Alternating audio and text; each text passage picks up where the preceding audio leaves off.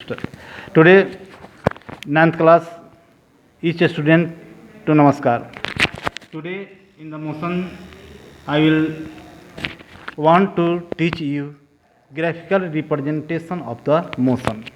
As you have learned, there are different kinds of the motion: uniform motion, non-uniform motion.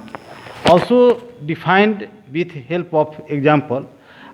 Today आज हम इसी uniform motion और non uniform motion को graph की सहायता से समझाना चाहेंगे।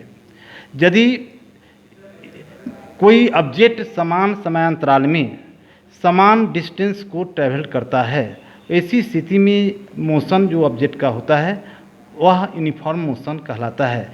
When an object travels equal distances in equal time intervals, the time intervals we so list, the motion of that object is said the uniform motion.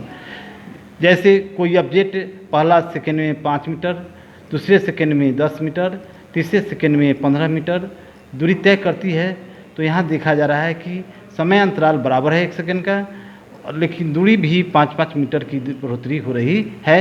ऐसी स्थिति में जो मोशन है ऑब्जेक्ट का वह यूनिफॉर्म मोशन कहलाता है। यहाँ पर दो टर्म आता है, एक है डिस्टेंस और दूसरा है टाइम।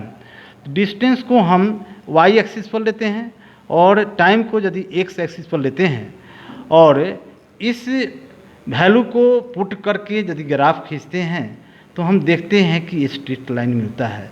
और मैथमेटिक्स में तुम जानते हो कि जब दो टर्म एक दूसरे के प्रोपोर्शनल हो वैसी स्थिति में उसका ग्राफ स्ट्रेट लाइन मिलता है। यहाँ भी डिस्टेंस और टाइम का जो ग्राफ मिला वह एक स्ट्रेट लाइन है।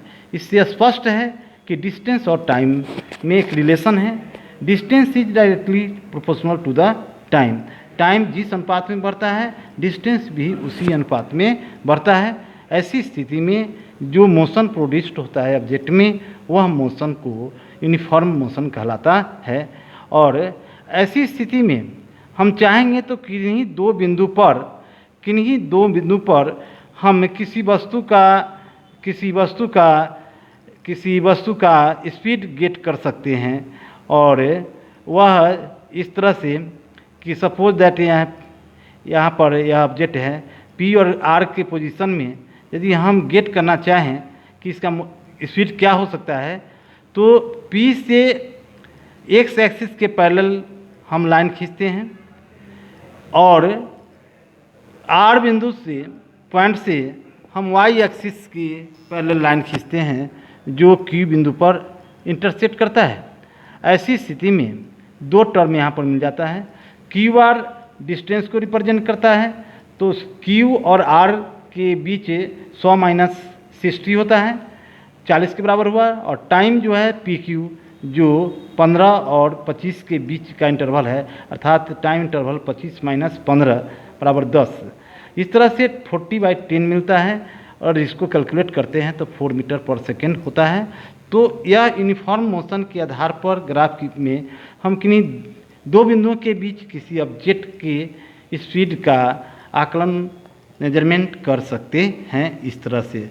तो last, when an object travels the equal distances in equal time intervals, the time intervals be so list. In this case, the motion of the object be said the uniform motion. The graph of uniform motion be obtain the straight line. It is also called the distance time graph. You can be asked in the examination, what be the graph of uniform motion in distance time graph? Your answer will be this. In this case, the graph of distance time will be a straight line. Also, in 2 points, in this condition, the position of the object, the velocity, speed of the object can be get from help of the graph. Thanks. Next, the graphical representation of the non-uniform motion. In the non-uniform motion, you have learned when an object travels